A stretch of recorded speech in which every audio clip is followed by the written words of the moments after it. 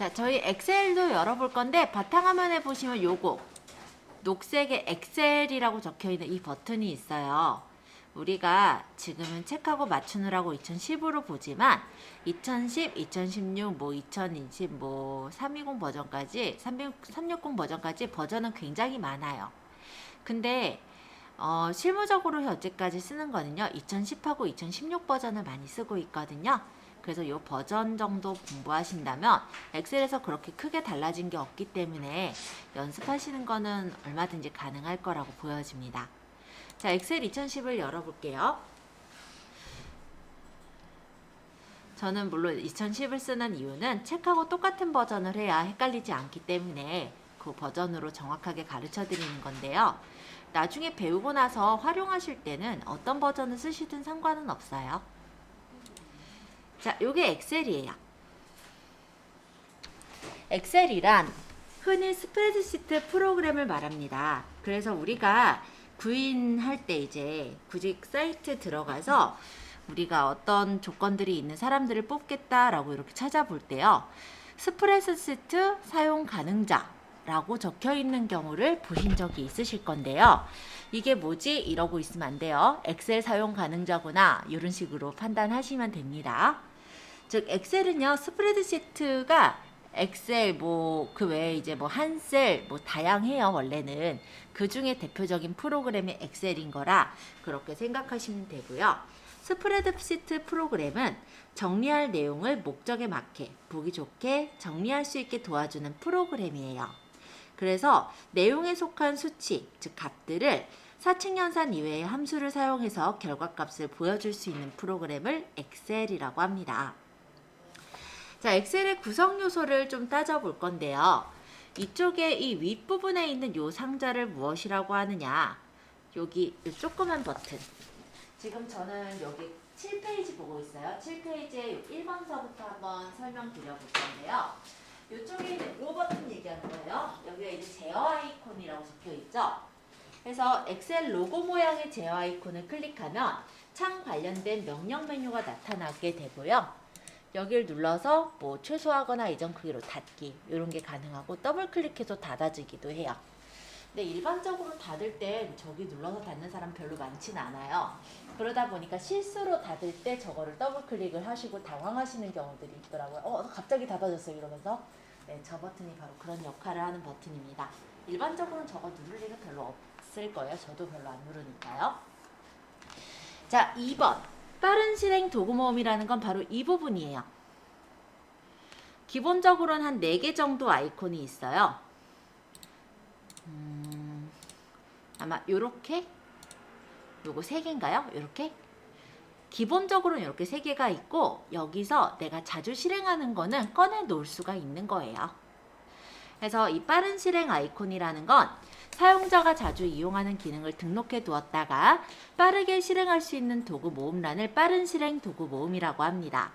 그래서 기본적으로는 책에 나와 있듯이 저장, 실행 취소, 다시 실행 이렇게 3가지가 기본으로 등록되어 있고요. 추가하고 싶을 땐 옆에 세모 눌러서 추가하시면 돼요. 이렇게. 빼려면 또 빼도 돼요. 네, 맘대로예요. 그러니까 내가 원하는 단축 메뉴들을 여기다 넣을 수 있는 공간이다. 이렇게 생각하시면 될 것 같습니다. 만약에 내가 병합을 자주 한다. 그럼 여기 병합을 넣는 게 아니라 이런 데다 이제 병합을 집어넣는 그런 경우도 있어요. 근데 여기 병합이 없잖아요. 그래도 여기서 오른쪽에서 빠른 실행 도구 모음에 추가하면 여기 들어가요. 빼려면 또 오른쪽에서 빠른 실행 도구 모음에서 제거하면은 제거가 돼요. 그래서 자주 쓰는 아이콘들이 있다면 이런 데가 보면은 리본 메뉴다 보니까 홈 메뉴에서는 바로 보이긴 하는데 삽입이나 수식이라든지 다른 메뉴로 가면 여기가 사라져서 안 보이죠. 그러면 내가 병합을 자주 한다면 빠른 실행 도구에 추가해 놓으면 다른 메뉴를 누르더라도 얘를 눌러서 빠르게 병합을 할 수가 있잖아요. 그렇기 때문에 내가 자주 사용하는 어떤 아이콘들이 있다면 여기다 추가해 놓으면 나만의 어떤 단축 아이콘처럼 활용할 수 있는 메뉴다. 이해되셨죠? 자, 제목 표시줄은 지금 통합문서 1이라고 적혀 있어요. 그쵸? 이게 이제 제목 표시줄인데 만들고 있는 문서 제목과 프로그램의 이름이 표시되는 곳입니다. 자, 이 부분에는 지금은 우리가 저장을 안 했기 때문에 빈문서 1과 같은 느낌, 즉 통합문서 1이라는 내용으로 적혀 있는 거예요. 그런데 내가 만약 저장하게 되면은 그 저장하는 이름으로 이 부분이 적히게 될 거예요. 자, 그 다음 4번. 프로그램 창 조절 단추. 여기서 4번이 어디 표시되어 있냐면 이 부분이죠. 그쵸? 자, 이거는 사실 창 때서부터 다 배웠으니까 따로 설명 안 드려도 될 것 같지만 한번 말씀드린다면 얘가 최소화, 숨기는 거, 그쵸? 얘는 최대화 또는 다시 이렇게 창을 작게 만들 때 얘 X는 닫는 거 아시죠? 자, 그 다음에 여기 밑에 보면은 물음표가 있어요. 사실 저도 누를 일이 없는데요. 마이크로소프트 오피스 엑셀에 대한 도움말을 보고자 할 때 누릅니다. 근데 굳이 이걸 눌러서 보시지는 않는 것 같아서 신경 안 쓰셔도 되고 지원도 종료됐다고도 뜨네요.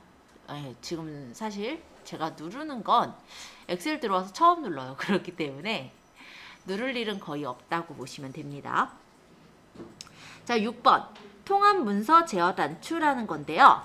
이 부분에 지금 이렇게 기호들이 있는데 밑에도 이렇게 있어요. 빼기, 모양, X. 뭐냐면 요 안에서 이 엑셀이라는 안에서 워크북을 조그만하게 이렇게 줄여보거나 펼쳐보거나 아니면 창으로 보거나 이렇게 볼 수가 있다라는 메뉴인데요. 이게 2016을 만약에 열어서 본다면요. 이 부분에서는 이 부분이 안 뜹니다. 뭐 그런 정도의 차이라서 사실 제가 2010에서도 이걸 잘 누를 일이 없어요. 근데 이게 되게 어느 면에서는 되게 쓸만한 게 엑셀 문서를 여러 개를 띄워놓고 작업을 하시는 분들이 있거든요. 그랬을 때는 이렇게 창으로 띄워서 작업하고 싶은데 2016 같은 경우는 그렇게를 못하는 거죠. 그래서 오히려 2010이 더 편하다라고 하시는 분들도 있으세요. 글쎄요. 2016에서는 기능이 물론 추가된 것들이 있긴 한데 일반적인 부분에서는 우리가 쓸 땐 그렇게 크게 차이가 나는 부분은 없어서 그 정도면 될 것 같고요. 지금 말씀드린 게 6번까지, 그쵸? 자, 7번. 7번은 리본 메뉴라고 합니다. 이 위쪽에 파일, 홈, 삽입해서 적혀있는 이 메뉴라 바로 리본 메뉴라고 하는데요. 이 리본 메뉴는 관련 기능별로 그룹이 되어 있는 메뉴예요. 그래서 삽입이면 뭔가를 집어넣는 것들. 그 뭔가를 집어넣는 것 중에서 일러스트레이션에 해당하는 거, 차트에 해당하는 거, 뭐 또는 링크 연결하는 거, 또는 페이지 레이아웃 가면은 페이지를 우리가 인쇄할 때에 대한 여백이나 용지 방향 맞추는 거, 수식에 가면 계산하는 거, 뭐 이런 식으로 각각의 종류별로 이렇게 그룹이 지어져서 보여지는 메뉴를 리본 메뉴라고 얘기를 합니다.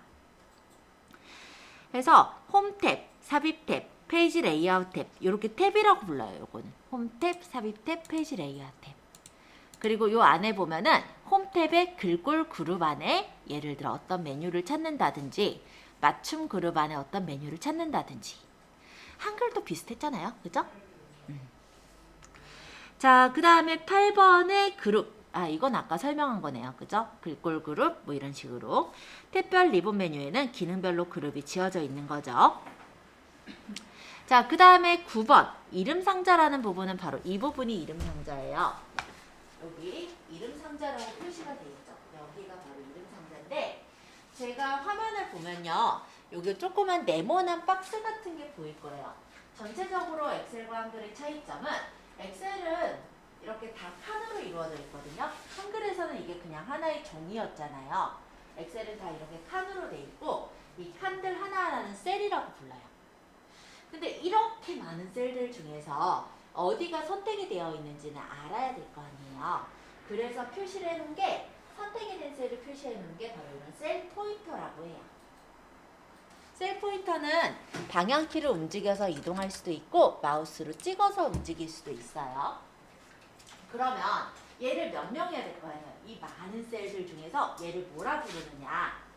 일반적으로 셀에는요. 여기 보면은 시트에는 A열, B열, C열, D열, E열 해서 열이 있고 1행, 2행, 3행, 4행, 5행 해서 행이 있어요. 그래서 얘를 부를 때 어떻게 부르냐면 이 열의 6행, 즉 이 6셀이라고 불러요. 그 주소가 적혀지는 곳이 바로 이름 상자라고 합니다. 그러면 얘는 이름이 뭘까요? 예, 맞아요. B4셀. 얘는 G2셀. 그쵸? 그런 식으로 그냥 부르면 돼요. 그리고 그 이름이 보여지는 곳이 이름 상자다. 그죠? 자, 그러면 그 옆에 여기 fx 적혀 있고 넓은 바가 있는 이 부분은요. 수식 입력줄이라고 불러요. 여기는 뭐냐면 우리가 엑셀에 이 셀에다가 어떤 데이터를 적으면요. 이 데이터가 적히는 동시에 수식 입력줄에도 똑같이 적혀요. 그러고 만약에 내가 계산을 한다. 예를 들어 1 더하기 2는 이런 계산을 한다라고 한다면 일반적으로 우리는 1 더하기 2는 해서 는을 마지막에 적잖아요. 근데 엑셀은 는을 먼저 적고 1 더하기 2를 해요. 그러고 엔터를 치면 1 더하기 2가 돼서 계산이 돼서 나옵니다. 자, 그러면 이 계산이 돼 있는 즉 G4셀을 제가 찍어보자면 이 부분에는 계산된 값이 보이지만 수식 입력줄에는 그 계산 수식이 보이는 거예요. 그래서 수식 입력줄이라고 해요.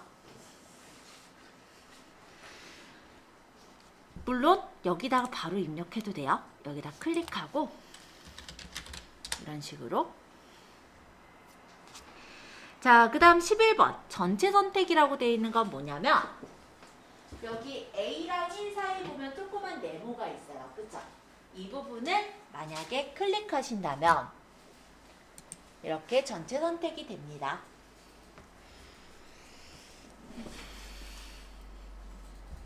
자, 그 다음 12번 행머리끌이라고 나오죠. 자, 얘는 뭐냐면 얘가 바로 행머리끌이에요. 1행, 2행, 3행, 4행 여기 1, 2, 3, 4 쭉 적혀있죠.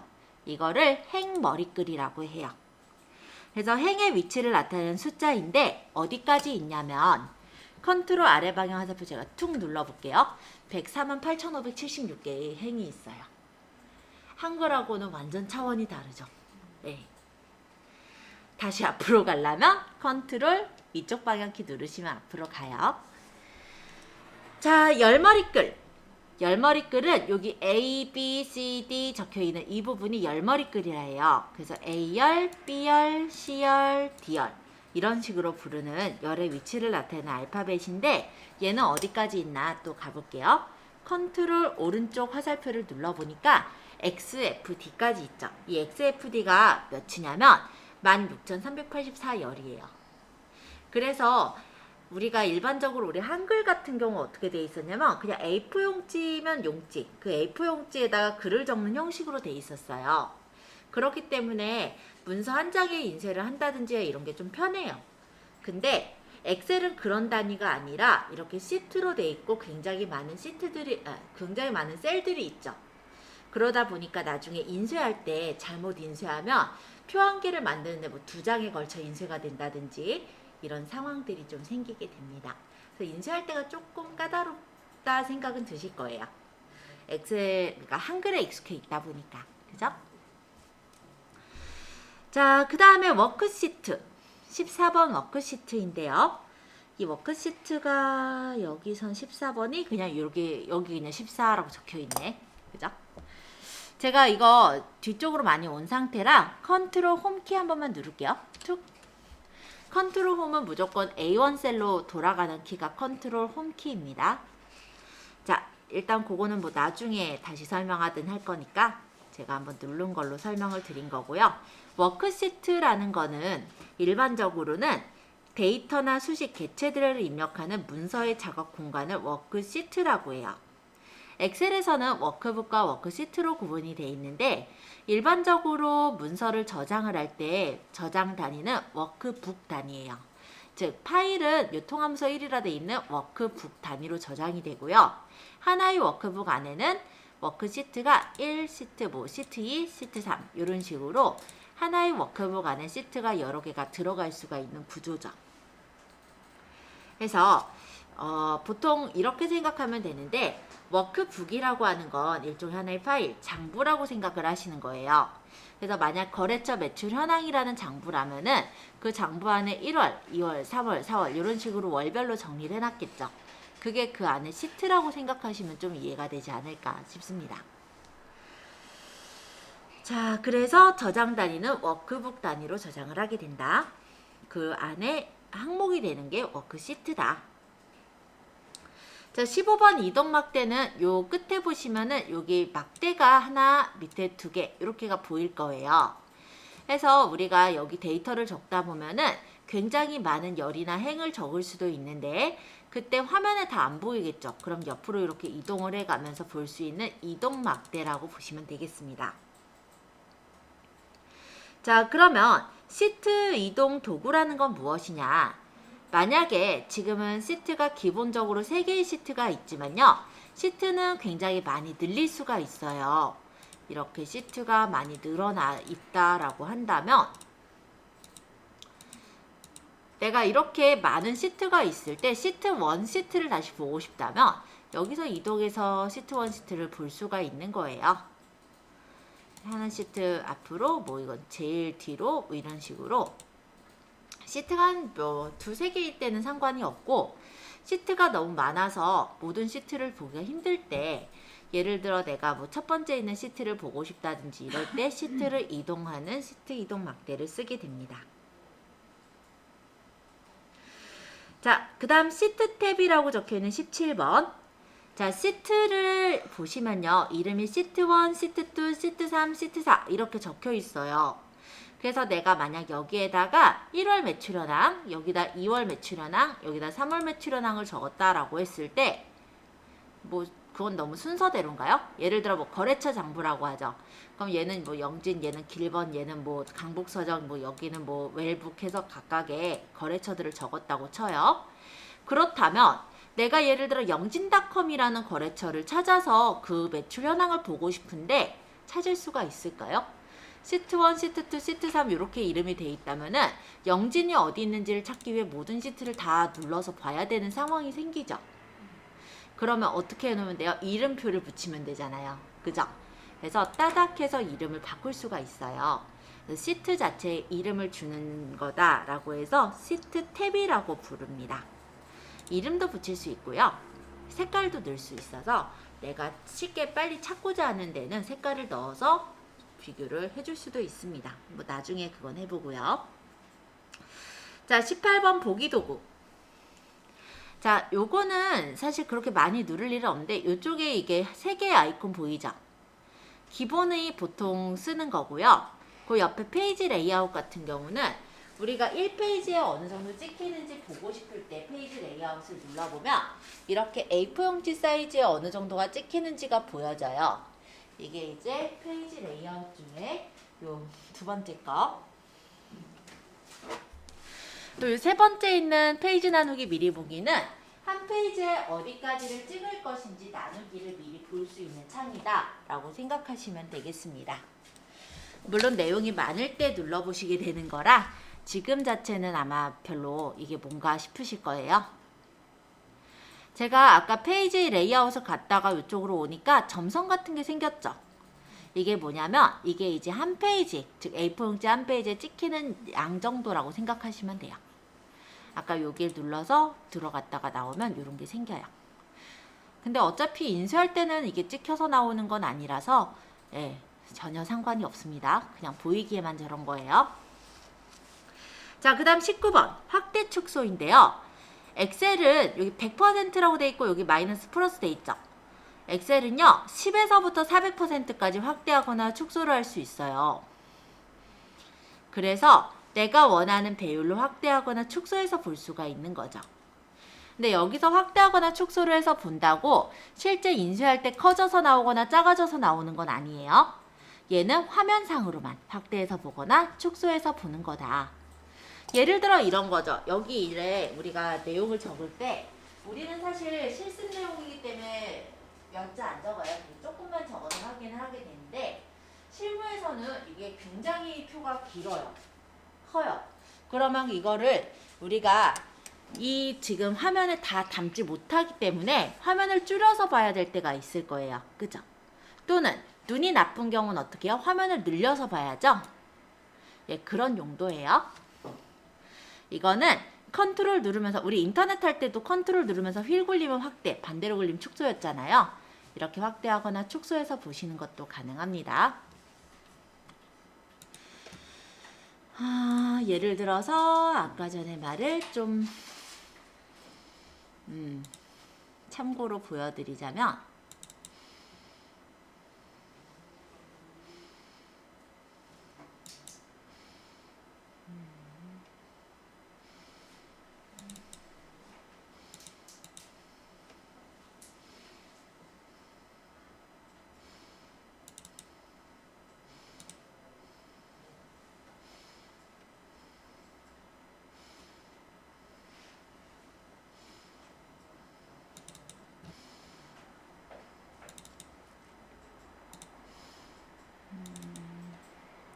예를 들어서요. 이게 이제 마켓 하시는 분들이 쓰는 거거든요. 고객 관리가 굉장히 길어요. 그쵸? 이거를 우리가 보려고 한다면 한꺼번에 좀 한 화면으로 보려면 축소해서 봐야 될 거 아니에요. 그쵸? 근데 너무 축소하면 또 그러니까 확대도 해서 보기도 해야 되겠죠. 그러니까 실무표는 얼마나 길진 모르죠. 그렇기 때문에 이런 화면을 우리가 확대를 하거나 축소를 해서 봐야 될 일들이 있단 말이죠. 좀 이해되세요? 이런 표 보니까 벌써 현기증 나죠? 네, 나중에 또 저런 거 쓸 수도 있고 저런 거 안 쓸 수도 있고 그래요. 업체마다 다른 거라서 쇼핑몰 쪽은 저렇게 써요. 왜냐면 데이터들을 좀 많이 담게 되다 보니까. 자, 여기까지 해서 엑셀에 대한 통성 명의가 끝났습니다. 자, 엑셀에 대해서 한 번씩 설명을 드린 건데 일단 어려우셨어요? 네? 네? 아직 통성 명의만 했는데? 자, 조금 있다가는 우리가 엑셀로 이제 문서를 작성을 해볼 거예요. 그래서 일단 자, 그러면 이제 데이터를 한번 입력을 해볼 건데요. B2셀에다가 우리 회사 사원 현황이라 적을 거예요. 그럼 B2셀을 찍어 보실래요? 클릭. B2번 셀. 자, 여기다가 우리 회사 사원 현황이라고 적고 엔터를 쳐볼게요. 엔터를 쳤더니 다음 칸으로 넘어가죠? 이 밑에다가 이름, 권태기 해서 쭉 적어볼게요.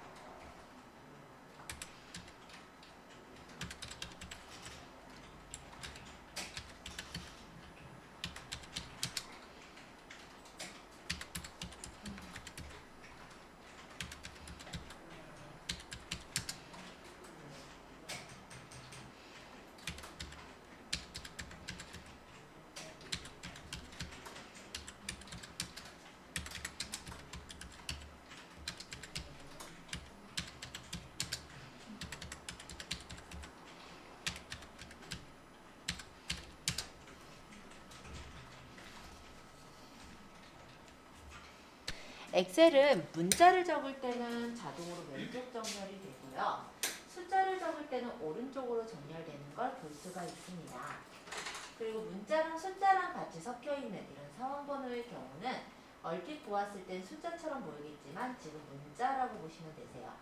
그래서 문자의 경우는 이것처럼 우리는 사원은행 보면 B열에서 B투셀이 좀 넘어갔죠. 자, 이렇게 칸을 넘어가게 되는 경우 옆에 칸에 아무것도 없으면 삐져나가서 적혀요. 그래서 사원번호도 보면은 옆에 F열에 아무것도 없기 때문에 삐져나가서 적힌 거죠. 근데 실제로 이 F5번을 찍어보면요. 데이터가 지금 아무것도 없다 보니까 여기가 삐져나가 있는 거지.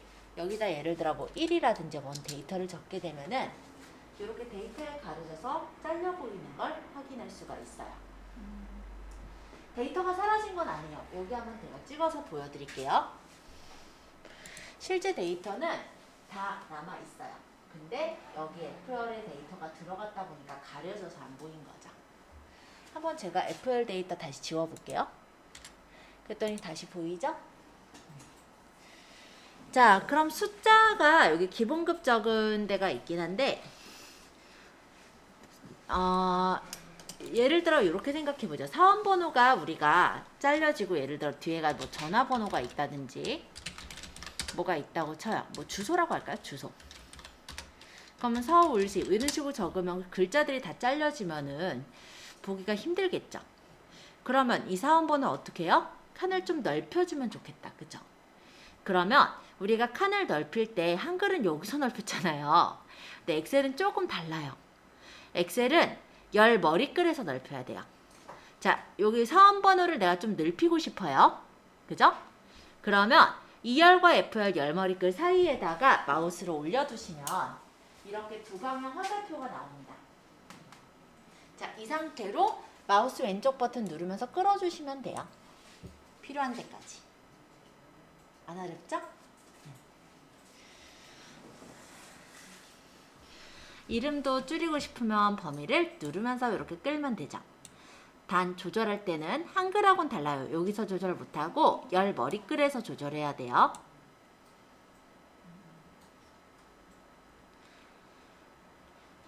자, 아까 사원번호 같은 이 문자는 칸이 모자르면 이렇게 삐져나간다고 했던 거 기억하시죠?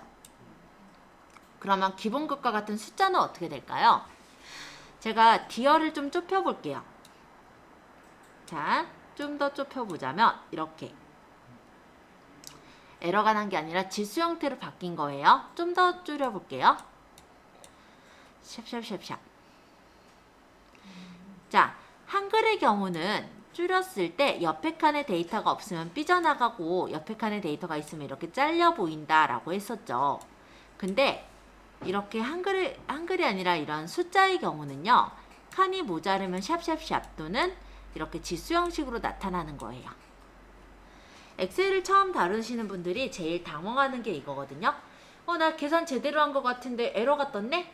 아이, 에러가 아니고요. 실제로는 이렇게 칸이 좁아서 그런 거니까 넓혀야 되는데 이걸 가지고 당황을 하세요. 그래서 여러분들이 처음에는 이 부분을 좀 잘 알아두셔야 할 것 같아요. 자, 칸 조절하는 거를 좀 보고 있는데요.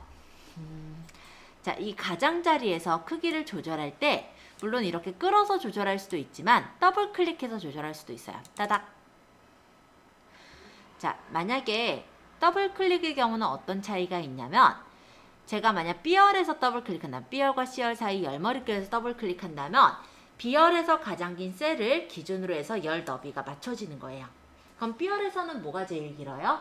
B, 이 셀이 제일 길죠. 제목 적은데. 그죠? 그래서 여기서 더블 클릭하면 이렇게 넓게 맞춰지겠죠? 그럼 C열에서는 뭐가 제일 길까요? 뭐 그래봤자 다 두 글자예요. 그죠? 그럼 더블 클릭하면 넓어질까요? 좁아질까요? 그렇죠. 좁아지겠죠. 그러니까 내가 원하는 대로 조절할 때는 마우스로 끌면 되는 거고 아니면 내가 적당하게 조절하고 싶다. 그럴 땐 더블 클릭해서 맞추면 되는 거고. 안 어렵죠? 그러면 이건 이제 눈대중으로 이렇게 맞춘 건데 내가 딱 치수를 줘서 맞추고 싶을 때 그때는 어떻게 하느냐? A열을 기준해서 할게요. A열에서 오른쪽 마우스 버튼을 눌러보시면 열 너비라고 나올 거예요. 물론 지금 제가 A열을 골랐지만 A열 말고 딴 데 열에서도 마찬가지긴 해요. 자, A열을 기준해서 저는 A열을 1만큼만 띄고 싶어요. 그러면 열 너비를 여기 값을 1을 주고 확인해 주시면요. 1만큼 열 너비가 조절이 돼요. 그럼 1이라는 단위가 어떻게 되느냐? 기본적으로 이 엑셀은 외국인이 만들었어요. 그쵸? 마이크로소프트의 그 빌 게이츠라고 잘 아실지 모르겠지만 그 좀 부자 아저씨 있어요. 그 아저씨네 회사에서 만든 거거든요. 예. 그러다 보니 거기는 그 나라는 한국어 안 쓰죠. 보통 쓰는 거 영어 쓰죠. 네, 영어 한 글자가 들어갈 수 있는 크기라고 보시면 돼요. 아니면 숫자 한 글자 들어가는 크기. 1이라는 게 그런 크기고요. 우리나라의 글자, 즉 한글이나 아니면은 이제 한자나 아니면 특수문자와 같은 거는 2바이트 체제예요. 그러면 예를 들어 가라든지 우리나라 한 글자가 들어가게끔 하고 싶다. 그럼 열 너비는 2를 주시면 적당하실 거예요. 그런 기준으로 보시면 돼요.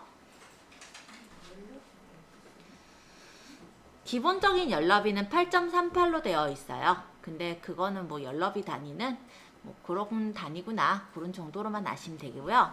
일반적으로는 아마 칸을 넓혀서 이렇게 조절을 하실 거니까 참고로 보시면 될 것 같아요. 여기 열 머리글에서 오른쪽 마우스 버튼 열 너비 머리글에서 하셔야 돼요. 자, 뭐 좋습니다. 일단 자, 이번에는 열은 뭐 그렇다 치고 행을 볼까요? 뭐 이름, 권태기, 남몰래 이렇게 행이 쭉 적혀 있는데 이게 너무 좁게 느껴질 때가 있어요. 다닥다닥 붙어 있는 것 같아서 좀 더 넓히고 싶어. 행 높이를 좀 높이고 싶어. 그러면 어디서 조절해야 될까요? 행 머리. 아까 열 너비 조절할 때 열 머리글에서 했듯이 행 높이 조절하려면 행 머리글에서 하는 거예요. 하나만 조절할 거면 사행과 오행사에서 넓히면 되겠지만 내가 만약에 이름서부터 신세계까지 다 똑같은 높이로 좀 조절하고 싶어 라고 한다면 사행서부터 행머리글을 쫙 선택을 해요. 그리고 뭐 14나 15 여기 사이 있잖아요. 행머리글 사이에서 넓혀주시면 여기 점선 보여요? 양쪽에 여기랑 여기 두 개 점선 이 두 점선 정도의 크기로 모든 각각의 셀들의 너비가 조절이 됩니다. 해서 높이를 내가 원하는 높이대로 이렇게 맞춰서 좀 더 넉넉하게 보이게 맞춰주시는 것도 가능하세요. 열도 마찬가지니까 한번 볼까요? B열에서부터 만약에 F열까지 제가 범위를 잡았죠. 이 상태에서 만약 두 방향 화살표 상태로 끌어서 열 너비를 조절한다면 양쪽에 점선 같은 거 보이죠? 이 너비로 모두가 똑같은 너비로 맞춰지는 거예요. 만약에 여기서 더블 클릭한다면 다 제각각 너비가 맞춰지죠? 네. 여기 밑에다가 한번 적어볼게요. 직위 밑에로 잠깐만 내려와 보세요. 우리가 직위를 적으려고 해요. 예를 들어 부를 적으니까 부장이 딱 나오네요. 차를 적으니까 차장이 딱 나와요. 이 기능은 엑셀의 자동 완성 기능이라는 거예요. 왜 얘네들이 나오는지 설명드리자면 이 앞에서 적었어서 이 앞에 있다면 나오는 거예요. 해서 많이들 당황하는 게 나는 대리를 적으려고 해. 그러면 대자를 적으면 대리가 딱 나오는 건 문제가 없어요. 그쵸? 근데 아까 사장 적을 때 보면은 사장이 없으니까 그러니까 뭐 사원이 있거나 하면은 이걸 적을 때 아마 같이 겹쳐서 나오니까 뭐라고 해야 될까? 사원 다음에 우리가 사장을 적으려고 한다면 사자를 적으면 사원이 나올 거예요. 그래서 당황하실 건데 그냥 장자를 적으면 돼요. 사장하고 그죠? 그때는 이제 사자를 적으면 사장인지 사원인지 모르니까 엑셀에 표시를 못 해줘요. 자, 이게 엑셀의 자동 완성 기능인데요. 여기 위에 적은 내용들이 나오게 할 때는 Alt랑 아래 방향 화살표를 누르면 이렇게 메뉴를 꺼내서 고를 수도 있어요. Alt와 아래 방향 화살표. 이 자동 완성으로 위쪽에 적은 내용들을 골라서 쓸 수 있게 해주는 게 Alt 아래 방향 화살표예요. 엑셀에선 되게 사실 편한 기능 중에 하나인데 잘 모를 때는 엄청 불편한 기능이 돼버리기 때문에 여러분들 한 번씩 보셨으면 좋겠는 그런 기능이에요.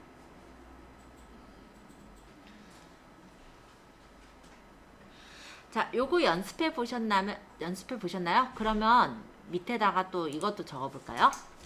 서울시 하고 그냥 엔터 치면 한 셀에 한 줄밖에 안 적혀요. 그죠? 근데 서울시 하고 Alt 누르시면서 엔터. 진구 Alt 누르면서 엔터. 중곡동 하고 엔터 치면은 한 셀에 여러 줄의 데이터도 적을 수가 있어요. 제가 밑에다 정리해놨어요. 한 셀에 여러 줄 작성하기 위해서 한 셀 내에서 줄 바꿈 시에 Alt 엔터 키를 누른다. 시트 이름만 좀 바꾸고 쉬는 시간 가질게요. 자, 이 시트 1이라고 되어 있는데 더블 클릭해보세요. 따닥. 여기 시트 1이라고 적혀있는 이 부분을 더블 클릭하니까 까맣게 됐죠? 여기다 뭐라고 적을 거냐면 우리 회사 사원 현황이라고 해놓을까요? 우리 회사 사원 현황 엔터. 그러면 시트 1이라는 이름 대신에 이렇게 우리 회사 사원 현황이라는 제목으로 들어가다 보니 나중에 우리 회사 사원 현황 찾을 때 쉽게 찾을 수 있겠죠? 자, 여기까지 자, 시트 2번을 눌러보세요. 이번에는 이 한 셀에 여러 줄 작성하기인데요. 우리가 좀 전에 Alt 엔터를 배웠어요. 그래서 이번에는 Alt 엔터 말고 다른 방법을 알려드릴게요. 자, 일단 A열은 열너비를 1로 바꿔볼까요? 그럼 A열에서 열너비를 1을 설정하면은 열너비가 좁게 맞춰졌습니다. B열은 적당하게 넓히고 C열은 좀 많이 넓힐게요. 그리고 C열의 열머리글을 한 번만 터치해 주시면은 이렇게 지금 선택이 됐을 거예요. C열이.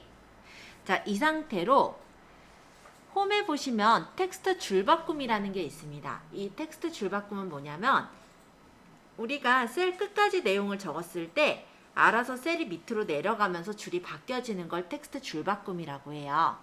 그래서 요거를 눌러놓으면은 내용 적을 때 좀 편해요. 아까처럼 중간중간에 내릴 때 Alt 엔터 쳐서 내려셔도 되지만 그럴 필요 없게 그냥 적을 때 칸이 끝까지 가면은 알아서 밑으로 내려가는 게 텍스트 줄바꿈이라고 합니다. 한번 적어볼게요.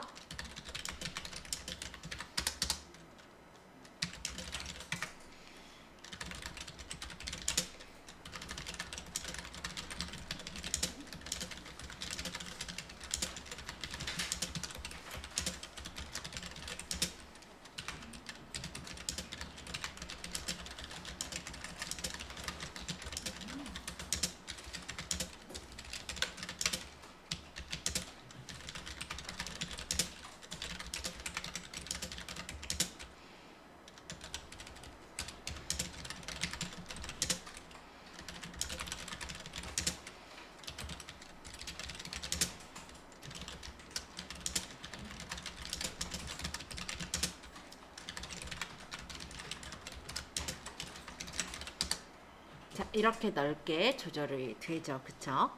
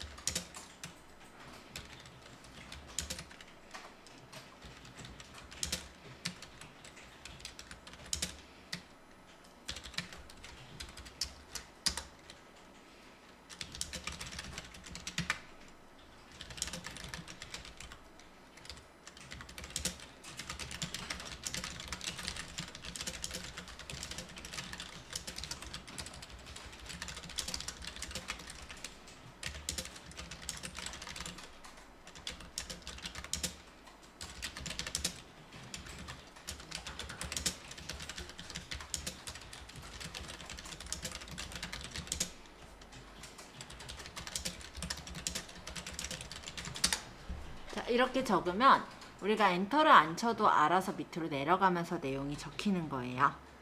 자, 일단 여기까지 적어보세요. 자, 여기에서 연역과 분류 기준을 기능처럼 내가 원하는 너비로 특정 너비로 조절을 하고 싶어요. 그러니까 여기는 넓고 여긴 좁으니까 이상하죠. 그래서 조절하실 땐 4행서부터 5행, 6행 이렇게를 범위를 잡고 두 방향 화살표 나올 때 높이를 적절하게 끌어서 조절해 주시면 됩니다. 아까 배운 거죠, 그쵸? 자, 그 다음에 안쪽에 이렇게 범위를 잡아볼까요? 지금 요거는 인쇄를 하게 되면 엑셀은 기본적으로 인쇄할 때 선이 안 나와요. 그러면 예쁘지 않잖아요. 그래서 선을 예쁘게 그려주고 싶다면 B4에서부터 C6셀까지를 잡아요. 그러고 여기서 모든 테두리를 누르면 테두리가 예쁘게 쳐집니다. 어디 있어요? 범위를 잡고 홈 탭에 보시면 글꼴 부분에 모든 테두리라고 있어요. 요걸 누르면 테두리가 예쁘게 쳐져요. 자, 색깔도 한번 칠해 볼 건데 이 세 칸을 잡고 이 테두리 옆에 보면은 채우기가 있어요. 채우기를 색깔을 고르면 이렇게 색깔이 예쁘게 채워졌죠?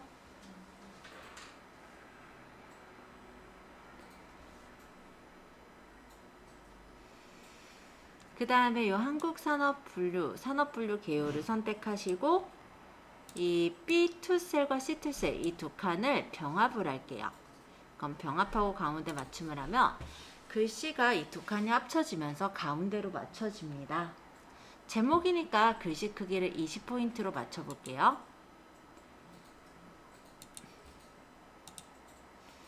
자, 이렇게 만들면 예쁘게 표가 완성이 됐죠? 자, 저장하실 때는 파일에서 저장 누르겠습니다.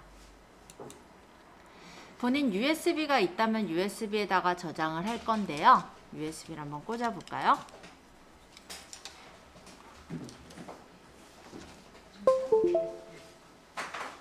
그러면 USB 드라이브에 아마 엑셀 파일이 없을 거예요. 그쵸? 그래서 새 폴더 눌러서 엑셀 연습이라고 폴더를 만들게요. 저는 똑같은 파일이 있어서 엑셀 연습 1이라고 해서 폴더를 하나 만들었어요. 여기다가 통합문서 1이라는 이름 말고요. 사무자동화 엑셀 이런 식으로 이름을 좀 지어서 저장하시면 됩니다. 자, 저장 누르는 순간 위쪽에 통합문서 1이라는 제목 표지에 적혀있던 내용은 사무자동화 엑셀이라는 글자로 바뀌었죠? 네, 이렇게 저장을 해봤고요. 아, 시트 이름 바꾸는 거 안 했구나. 시트 이름도 바꿔볼게요. 따닥 산업분류 개요 하고 엔터. 저장 버튼 한 번만 더 누를게요.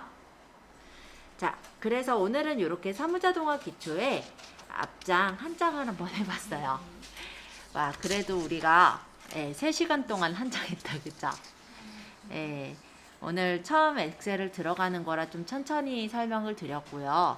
한글하고 엑셀하고 차이점은 셀이다 보니까 셀을 제대로 익히지 않으셨다면 오늘 수업이 좀 많이 어려웠을 수도 있어요. 집에서 좀 연습을 해보실 필요가 있습니다.